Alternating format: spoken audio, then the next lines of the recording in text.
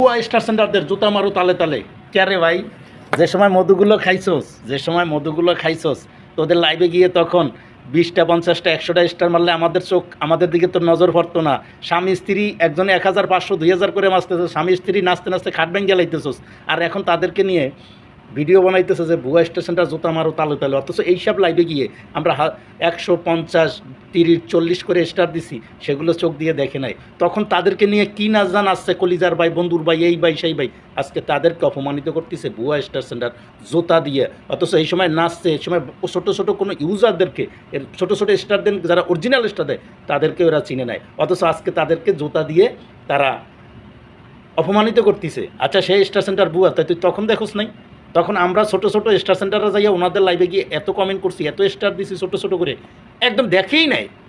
1 ঘন্টা ধরে কমেন্ট করছি, দেখে নাই। আর আজকে তারা ভুয়া স্টার বলে আখ্যায়িত করে। এই দোষটা কাদের একটু আপনারাই বলবেন। বেশি লোভ যার ভাতার মরে, তার একটা কথা আছে না, লোভ করছে বেশি, এর জন্য ভাতার মরতে আছে। ঠিকই আছে একদম। ভিডিওটা ভালো লাগলে অবশ্যই সবাই বেশি বেশি করে শেয়ার করবেন।